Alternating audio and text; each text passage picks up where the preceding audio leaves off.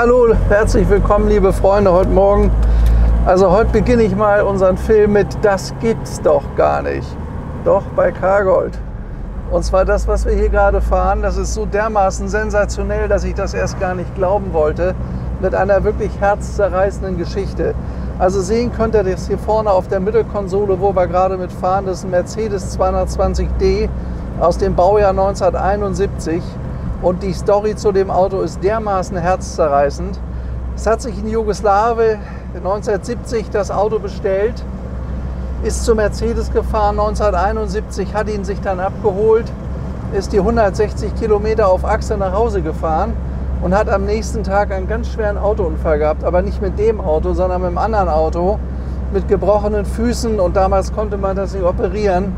Und das war sein Traum, war ein 220er Mercedes, überhaupt einen Mercedes zu haben.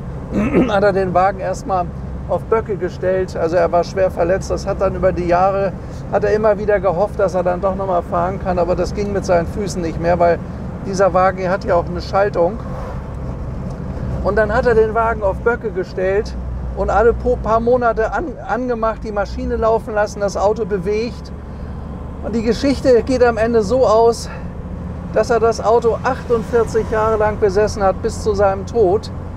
Und jetzt kommt das, was also absolut unglaublich ist. Der Wagen hat bis heute original 539 Kilometer gelaufen. Das heißt, hier ist noch übrigens der Abreißzettel von der Spedition seinerzeit. Die Klappen hier oben sind noch in Plastik. Das Auto ist nie auf der Straße bewegt worden. Wir sind eigentlich, das heißt nur einmal auf der Überführungsfahrt damals 1971. Und wir sind jetzt die Ersten, die das große Glück haben, einen fast nagelneuen Strich-8er zu fahren. Also wenn ich mir die Qualität angucke, ich glaube, ihr seht das auch, wenn man da vorne über die Haube guckt, hier, das ist ein neues Auto, man hört das, wie der Motor läuft. Das Auto hat hier keinerlei Standschäden, der ist in allen Details neuwertig, das werden wir euch nachher mal zeigen. Aber also ich glaube, ich bin der einzige Mensch auf der Welt, der im Moment so einen wirklich nagelneuen Strich-8er bewegen darf. Und ihr seht da die Freude an meinem Gesicht. Also das ist ein Highlight, das ist durch nichts zu toppen.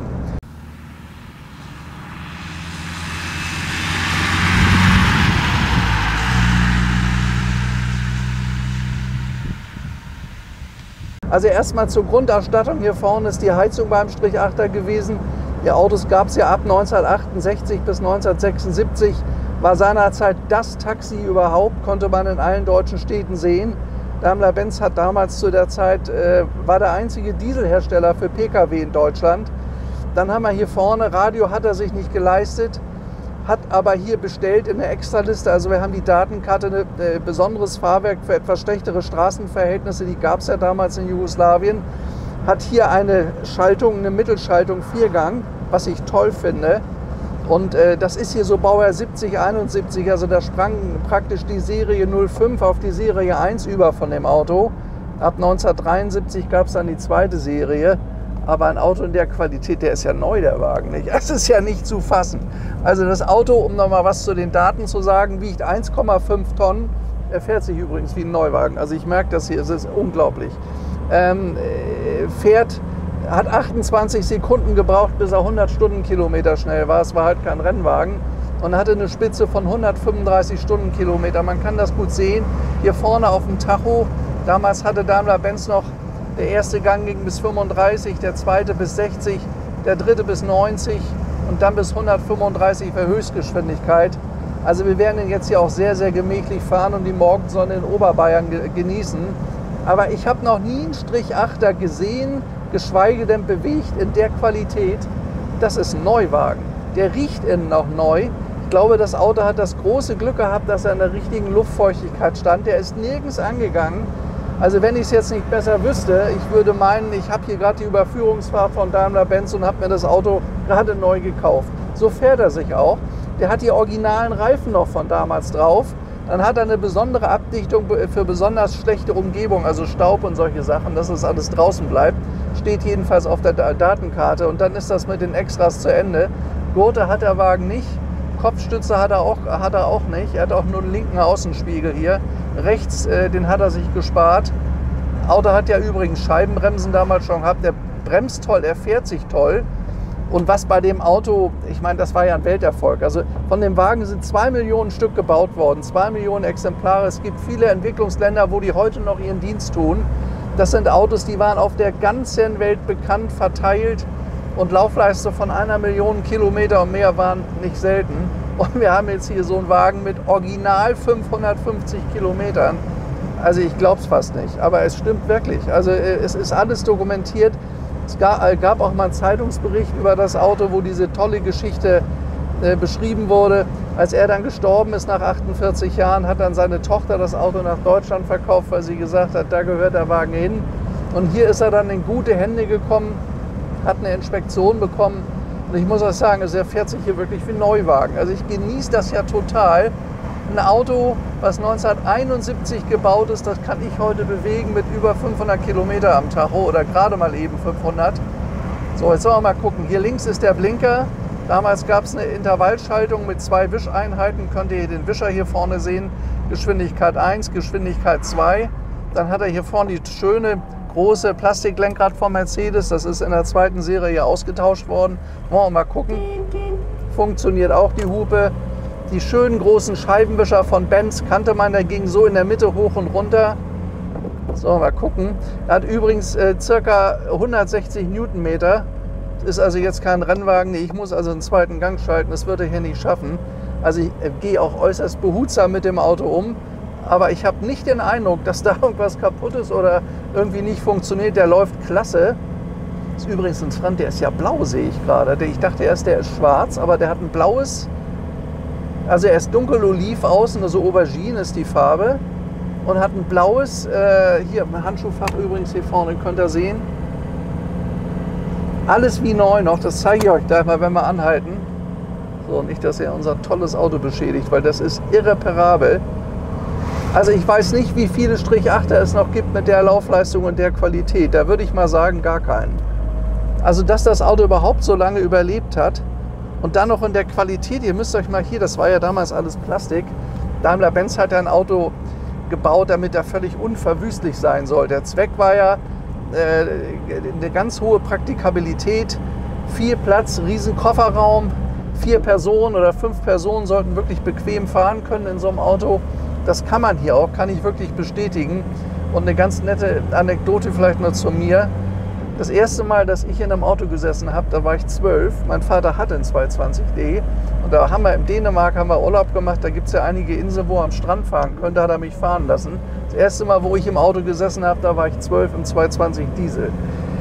Ja, also das ist so ein bisschen meine persönliche Geschichte. Aber ich hätte nie gedacht, dass ich mal in so einem Auto, in einem Neuwagen, Platz nehmen darf und dann 50 Jahre später mit dem Wagen fahren kann. Das ist natürlich toll. Und das ist vor allen Dingen damals von Bauern bestellt worden oder von älteren Herrschaften. Und früher, also später so, sagen wir mal so ab 1980, haben das viele Studenten gefahren. Es gibt ja heute auch eine riesige Strich-8-Gemeinde von Leuten, die sagen, es ist voll cooles Auto, ist halt Erinnerung an die Jugend und das geht mir ganz genauso. Aber dann so ein Auto zu fahren in so einem Zustand, also was am auffällt, schaut mal, wenn man hier die Rundumsicht, die ist ja klasse in dem Auto. Damals war das absolut modern. Das ist ja die Baureihe 115 gewesen, praktisch der Nachfolger von der Flosse. Das war der erste Mercedes, wo man dann noch richtig Extras bestellen konnte, wo es eine lange Aufpreisliste gab. Und der Wagen hat nackt damals ungefähr 12.000 Mark gekostet, was viel Geld war. Aber qualitativ, sage ich mal, also es ist ein neuwertiges Fahrzeug. Er marschiert hier schön hoch.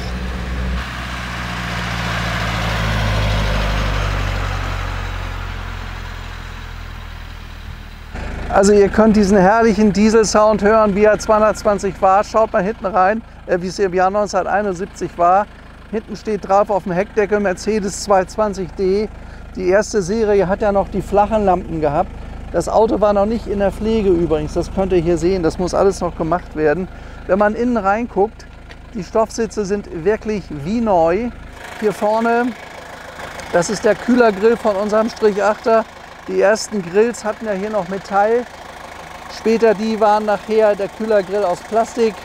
Also das ist hier noch erste Serie. Das Logo von Mercedes original, die Stoßstangen, die Lampen, Halogenlicht, wirklich alles wie neu. Und hört ihr, wie schön dieser Motor läuft. Also absolut fantastisch. Schaut mal hier.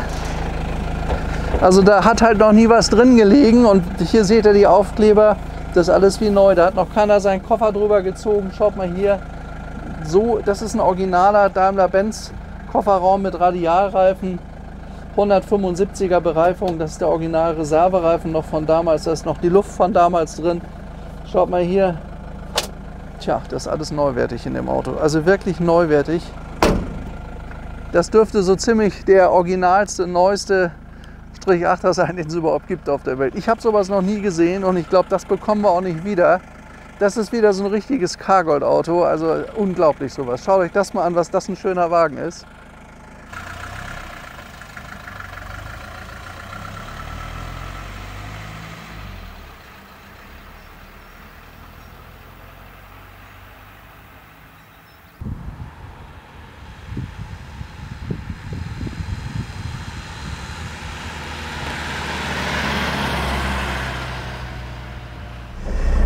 Ja, ein 220 Diesel hat ja bekanntlichermaßen 60 PS, 2,2 Liter Hubraum. Das war damals eine optimale Motorisierung, wenngleich die meisten Taxis damals den 200 Diesel bestellt haben mit 55 PS.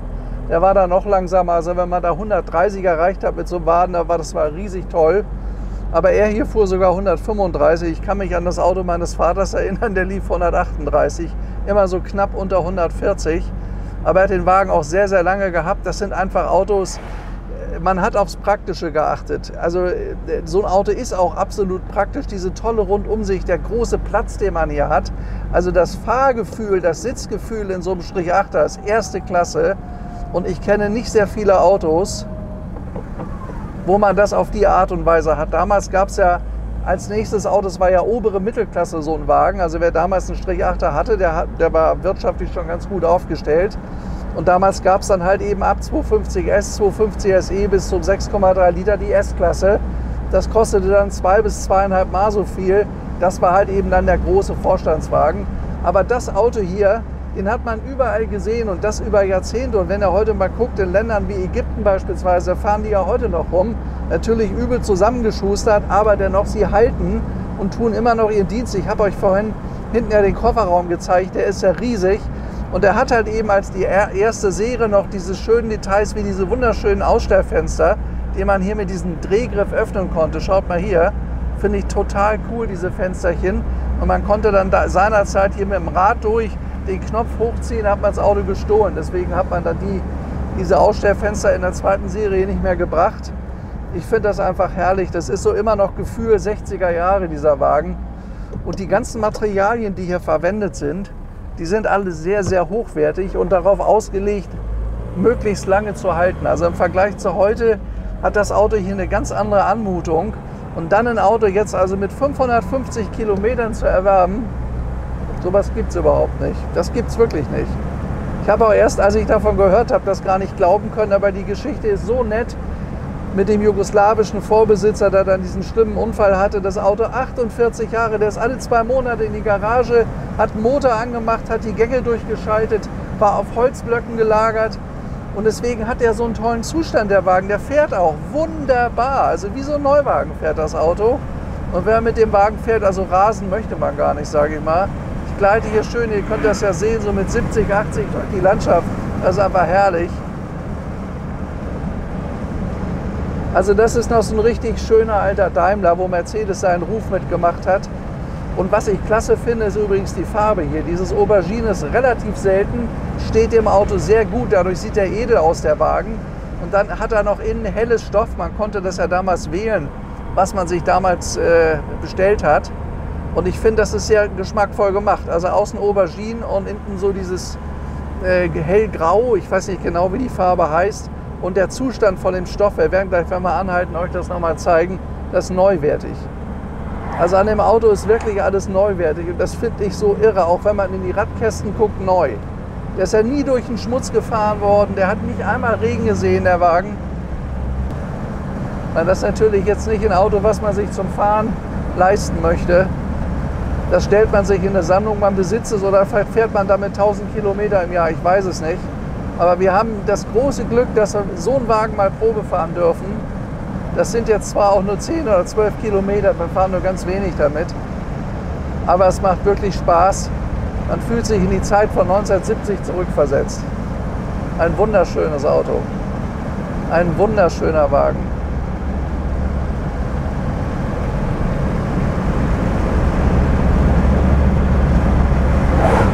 Ja, Verbrauch 8,5 Liter beim 220 Diesel. Der 200 Diesel hat damals 8,1 gehabt und es gab ja dann ein bisschen später in der zweiten Serie auch ein 5-Zylinder-Diesel. Das war dann der 240er bzw. 240 3,0. Der ist dann sogar 150 Stundenkilometer schnell gewesen und danach kam dann die Baureihe 123. Da war das mit diesen alten praktischen Formen aus den 60er Jahren vorbei. Also was ich halt toll finde, ist diese massive Qualität, diese massive Verarbeitung hier. Wenn man bedenkt, dass der Wagen 50 Jahre alt ist, ist nichts kaputt, ist alles top erhalten. Plastik hat sich nicht verzogen. Schaut euch das mal an. Ganz hochwertig damals. Ich kenne von vielen Fahrzeugen, die 20, 30 Jahre alt sind, da ist alles krumm und schief. Leider auch bei Mercedesen. Das ist hier nicht der Fall. Also die Qualität ist toll. Übrigens Belüftungsdüsen rechts und links, das könnt ihr da vorne sehen. Da das Handschuhfach hier, ein riesiger Aschenbecher hier vorne, natürlich unbenutzt. Das heißt, nee, da hat tatsächlich einer geraucht da drin. Da hat er hier vorne Vorglühanlage. Man musste ja früher, das ist dieser Hebel hier, ziehen. Da war hier vorne die Glühspindel und wenn die rot geworden ist, dann konnte man ihn ganz ziehen, dann sprang er an. Und die erste Minute hat er noch so ein bisschen genagelt, so die alten Diesel, dann war das vorbei. Da konnte man losfahren. Aber hier einfach rumdrehen und losfahren ist beim alten Diesel nicht möglich gewesen. Es gab immer die Daimler-Benz oder Diesel-Gedenkminute. Das hatten die alten Strich-8er noch. Aber wenn man das wusste, es war ein gemütliches Auto, war das überhaupt gar kein Problem. Ne? Wie gesagt, da musste man diesen Knopf hier vorne dann ziehen und dann sprang er an.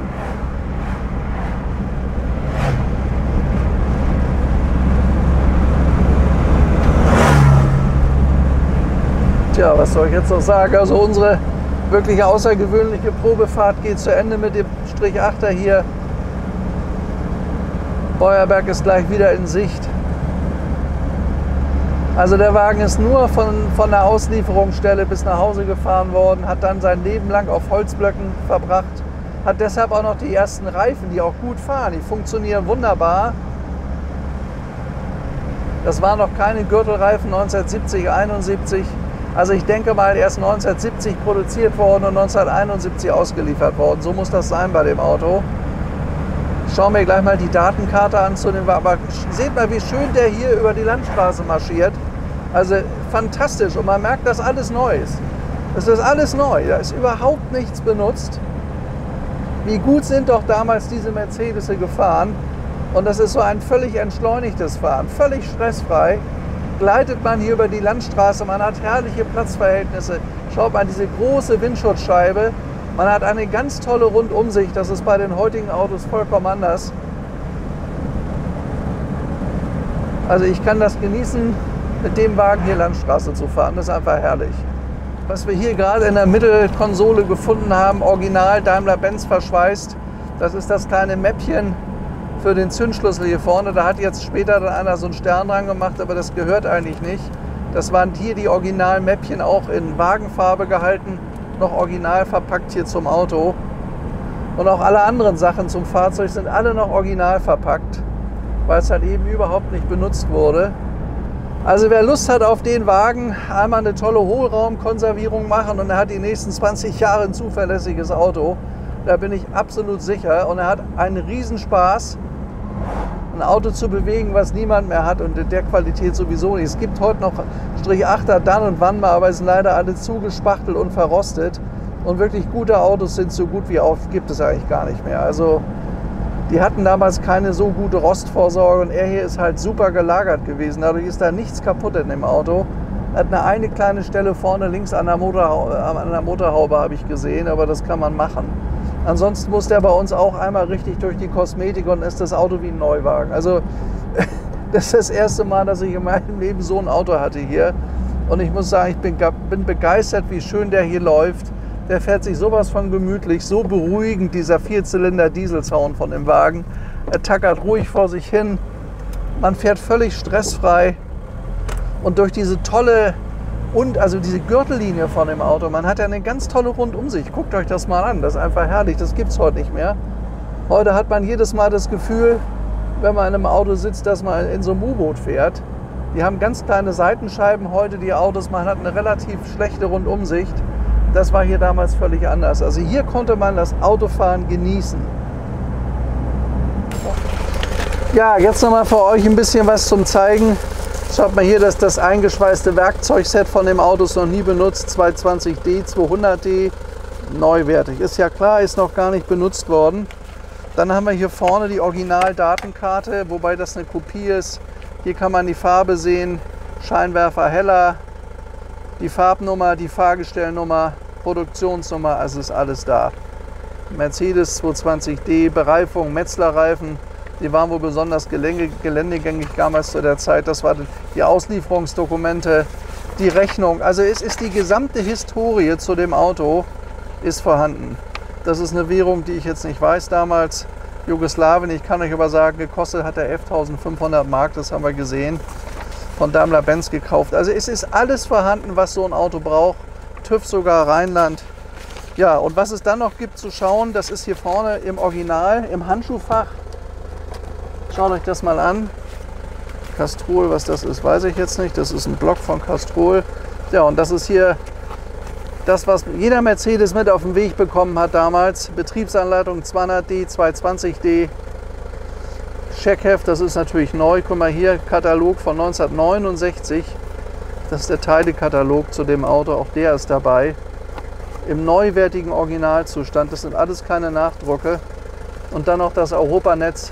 Europa war damals noch ein bisschen kleiner als heute. Schaut mal hier. Also jedenfalls politisch gesehen. Das war die Europakarte für Mercedes. Ja, und wenn man da reinguckt, das ist neu, ne? Nur das muss hier sauber gemacht werden. Das ist halt eben jetzt so ein bisschen der Staub von 50 Jahren. Aber das machen unsere Jungs. Und wenn der Wagen ausgeliefert wird, ist er wie neu. Ja. Tolles Auto, was? Einmalig. Wirklich einmalig. Also ich glaube, es gibt keinen Strich-8er mehr mit der Laufleistung. Kann ich mir nicht vorstellen. Vielleicht ist noch irgendwo einer eingemauert oder so. Das mag ja sein. Schaut euch mal die Sitze an hier. Auch das wirklich perfekt, aber das können wir auch noch mal reinigen. Hier ist natürlich auch ein bisschen Staub drin von der Zeit. Wir haben Spezialmaschinen, dass man den ganzen Staub wieder rausholt. Die Fußmatten haben wir schon gemacht, das ist alles wie neu. Das ist die Originalware, die ist überhaupt nicht benutzt und im neuwertigen Zustand. Das Lenkrad ist nirgends gerissen, das ist neuwertig auch hier. Aber man kann durch eine feine Pflege noch ein bisschen was rausholen aus dem Auto. Das hat der Herr halt 48 Jahre lang in seiner Garage da nicht machen können. Ja, das war heute Morgen zu morgendlicher Stunde unsere Probefahrt mit unserem Strich-8er, unser Test. Zeigen eines, man kann sagen Neuwagens. Schaut euch das mal an, der steht ja wirklich da wie gerade vom Band. Und das ist er auch. Wir sind wahrscheinlich die Einzigen, die damit mal gefahren sind. Schaut mal hier in die Radkästen rein. Das sollte Paul noch mal zeigen. Guck mal hier. Das ist neu. Wir müssen das hier noch mal abwischen hier vorne. Dann ist das auch sauber. Hier, das ist neu. Das ganze Auto ist neu. Egal wo man da guckt, so ist er geliefert worden, von Mercedes ausgeliefert worden. Und was ich toll finde, ist einer der schönsten Farben auf dem Strich-8er. Auch wenn er von hinten guckt, ist ein neues Auto. Die Maschine läuft wie ein Uhrwerk. Ja.